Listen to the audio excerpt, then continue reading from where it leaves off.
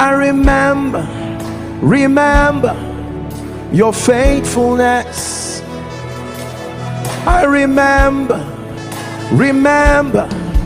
your grace. I remember a time in my life when I was going to preach. No bike, no nothing. It was raining. I remember trekking in the rain while the rain was pouring on me. I was praying in tongues and going for the meeting. And look what he's done today. And then you forget. Keep that memory. That's what God will use to remind you. Oh, billionaire, remember that one time you were soaking gari.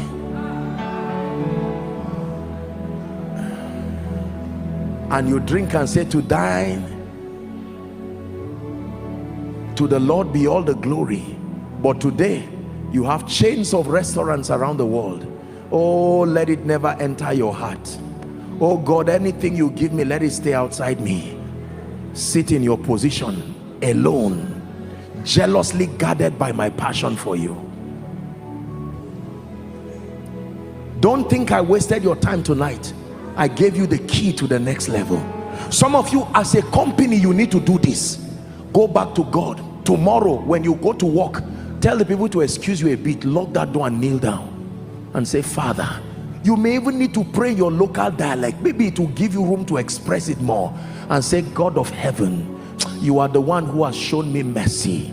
Forgive me if for any reason I joined an association of unwise people and I started forgetting you in the name of celebrating success. Be careful with some of these groups and associations.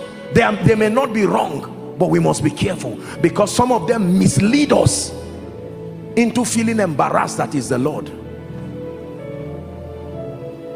Once upon a time you could not afford a good shoe, but now you can even buy the whole boutique. Oh, please do not forget, thou shalt remember yesterday and remember the Lord.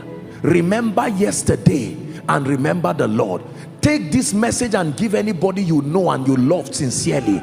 Use it to train your children. If God has blessed you and you are a blessed man with substance, sit your children down. Don't just show them the money. Tell them the stories. Tell them, young boys, you have the privilege to eat anything you eat today and travel around the world. But it was not always like that. I came from a family where we had to use well to draw water out.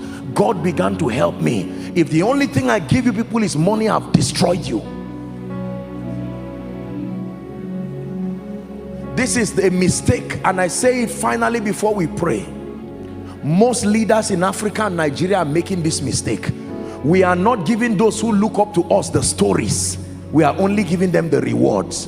So a young man now does not know that ministry needs stamina and endurance and pain. Why? Because he just came and received impartation, received maybe 3 or 5 cars, and had his mentor or spiritual father come and stand as a leverage to speak for him. An increase is coming, and he can look and be laughing at people and say, shame on you. 5 years no membership because of that leverage.